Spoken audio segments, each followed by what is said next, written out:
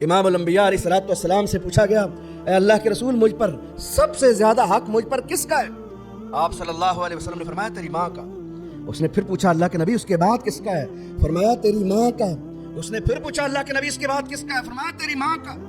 چوتھی مرتبہ اس نے پوچھا اللہ کے نبی اس کے بعد کس کا ہے؟ فرمایا تیرے باپ کا۔ 3 مرتبہ حق اللہ تعالیٰ نے، اللہ کے رسول نے ماں کا بیان کیا ہے کہ ایک ماں باپ کی نسبت زیادہ تکلیف اٹھاتی ہے۔ عمرے کے اندر ایک آدمی اپنی والدہ کو اٹھا کر طواف کعبہ کر رہا ہے، بیت اللہ کا طواف کر رہا ہے، اس نے ماں کو اپنے کندھے پر اٹھایا ہوا ہے اور کہتا ہے اللہ کے رسول صلی اللہ علیہ وآلہ وسلم سے، کہتا ہے اللہ کے نبی کیا میں نے اپنی ماں کا حق ادا کر دیا؟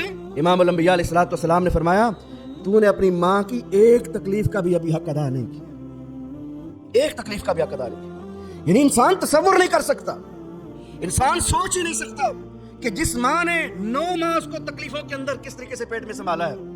ذرا تصور کیجئے جو بچوں والے ہیں، والدین ہیں، کہ اللہ سبحانہ و تعالیٰ نے اگر یہ حق بیان کیا ہے تو کس لیے اس کو اتنی اہمیت دی ہے کہ وہ 9 مہینے تکلیف کے اندر رہتی ہے، اس کے آرام کا خیال کرتی ہے، اس کی وجہ سے اپنی پسند اور ناپسند کو ختم کر دیتی ہے، جو اس کا دل کرتا تھا وہ نہیں کھا سکتی، اس کو وہ کھانا پڑتا ہے جس کی اس بچے کو ضرورت ہوتی ہے، اپنی خون سے اس کی خوراک کا اہتمام کرتی ہے، اور جب یہ انسان دنیا میں آتا ہے تو دودھ کی شکل میں اپنے خون سے اس کو فیڈنگ کرتی ہے۔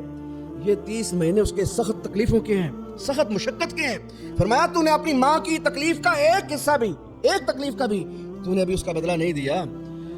اٹھا کر والدین کو، ماں کو اگر تو نے ایک طواف کر لیا، 7 چکر لگا لیے، تو یہ مت سمجھنا کہ تو نے حق ادا کر دیا۔